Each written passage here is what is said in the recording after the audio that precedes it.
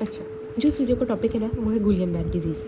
गुलियन बैरी disease जो है ना एक ऑटो इम्यून डिजीज़ है, मतलब अपना ही सिस्टम, अपनी बॉडी का सिस्टम आपको अटैक करने लग जाता है और कोई ना कोई न्यूरो मस्कुलर इशू हो जाता है। न्यूरो मस्कुलर इशू ना बहुत सडन ऑनसेट होता है और ये पैरालिसिस कॉल करता है। वो कहता है कि 3 में से 2% जो जीबीएस के केसेस होते हैं ना वो किसी न किसी वायरल इन्फेक्शन जो कि आपकी जीआईटी या रेस्पिरेटरी सिस्टम में होती है उसकी वजह से होता है। और वो वायरल इन्फेक्शन जो है ना 1 से 3 हफ्ते के बाद आपको जीबीएस के सिम्टम्स देने लग जाती है।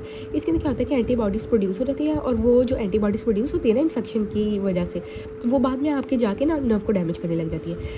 जो ये जो है जीबीएस जो है वो बहुत प्रोग्रेसिव डिजीज़ है और ये जितना भी है बहुत ज़्यादा रिफ्लेक्सिव मोटर पैरालिसिस कराती है, फिर सेंसरी डिस्टर्बेंस भी कराती है। ठीक है, इसका जो असेंडिंग पैटर्न होता है, इसकी कैरेक्टरिस्टिक बात है ना कि इसका असेंडिंग पैरालिसिस होता है, मतलब फुट से स्टार्ट होता है और फिर लेग से स्टार्ट होता है, जो कि इसको हम कहते हैं रबरी लेग्स, और फिर अपर बॉडी में जाता है। ठीक है, उसकी जो वीकनेस है वो टिंगलिंग और वीकनेस से स्टार्ट होती है फीट और लेग से और स्प्रेड करती है अपर बॉडी में। सिर्फ 10% लोग हैं जिनके फेस को या आर्म को इफेक्ट है, नहीं तो हमेशा ये लोअर लिम्ब से स्टार्ट होती है।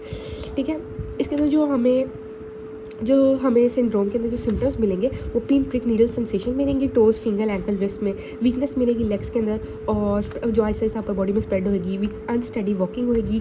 ठीक है, डिफिकल्टी ऑफ फेशियल मूवमेंट्स होगी, स्पीकिंग चूइंग स्वॉलिंग, डिप्लोपिया होगा, इनएबिलिटी टू मूव, आइज होगी, spare pain in weaken muscle होगी, बहुत aching shooting cramp like pain होगी जो कि नाइट पर वर्स हो जाती है। उसके बाद रैपिडली डिफिकल्टी होगी ब्लैडर कंट्रोल और बाउल फंक्शन के अंदर, रैपिड हार्ट रेट हो जाएगा और लो या हाई ब्लड प्रेशर हो जाएगा, सांस लेने में डिफिकल्टी होगी और इसका जो इस डिज़ीज़ के अंदर बहुत ज़्यादा रेस्पिरेटरी फेलियर के भी चांसेस होते हैं। उसके बाद हमारे पास इसके अंदर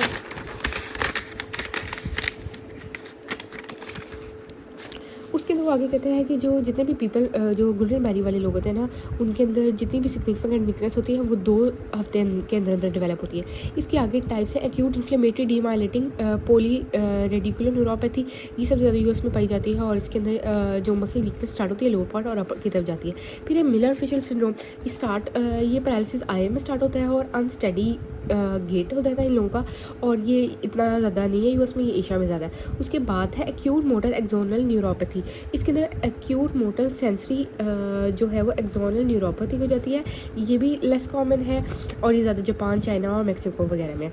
अच्छा, इसका डायग्नोसिस हम लोगों ने सबसे पहले यह करना है कि रैपिडली इवॉल्विंग पैरालिसिस है जो ए रिफ्लेक्सिया के साथ आता है। रिफ्लेक्सिस बहुत ज़्यादा इफेक्ट होंगे, एब्सेंस ऑफ फीवर, कोई फीवर वगैरह नहीं होगा, कोई सिस्टमिक सिम्टम्स नहीं होंगे। ठीक है, और कोई एंटी डिसेंट किस्म की ना ये इलनेस है। उसके अंदर वो कहते हैं कि प्रोग्रेसिव वीकनेस होगी 2 या 2 से ज़्यादा लिम्स की, जिसको हम न्यूरोपैथी कहते हैं। फिर डिजीज़ का कोर्स जो है वो 4 वीक की ड्यूरेशन का होगा, ए रिफ्लेक्सिया होगा, फिर जितनी भी टियोलॉजीज़ हैं बाकी टियोलॉजीज़ हैं उसको वो एक्सक्लूडेड होंगी। उसके बाद वो कहता है कि माइल्ड सेंसरी, अब इसके जो और कुछ एडिशनल पॉइंट्स हैं उसमें हमारे पास आ जाता है कि माइल्ड सेंसरी इन्वॉल्वमेंट होगी, फीवर नहीं होगा।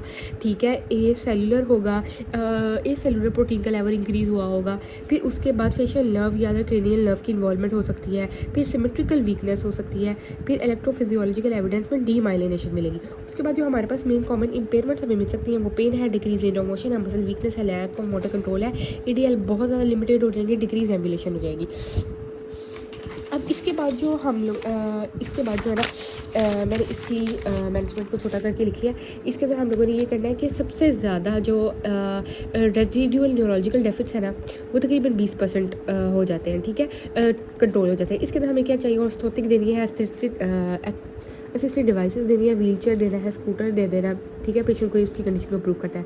अगर कंडीशन ज़्यादा वर्सन होती जा रही है तो हम लोग उसको हॉस्पिटलाइज कर देना। लोअर क्रेनियल नर्व जो है वो उनको लोअर क्रेनियल नर्व की को कंट्रोल करना है। उसके बाद हार्ट जो सिक्रीशन प्रोड्यूस हो रही है हार्ट टू हैंडल है उनको हमने कंट्रोल करना है, एयरवे को मेंटेन करना है। फिर हम लोगों ने प्रेशर मेट्रस दे देना है। अगर कोई कंडीशन है तो ईसीजी और टेलेक्टमी यूज़ करनी है। एफईसी को कंट्रोल करना है। पॉजिटिव इवेंट या नेगेटिव इवेंट सपोर्ट भी हमें चाहिए हो सकती है। इम्यूनोथेरेपी जो है वो हमें 2 हफ्ते के अंदर से पहले काम कर सकते हैं सिम्टम अपीयर होने के बाद। अगर आपको पहला मोटा सिम्टम अपीयर हो गया 2 हफ्ते पहले और उसके बाद आप इम्यूनोथेरेपी दे रही है तो उसका कोई फ़ायदा नहीं है।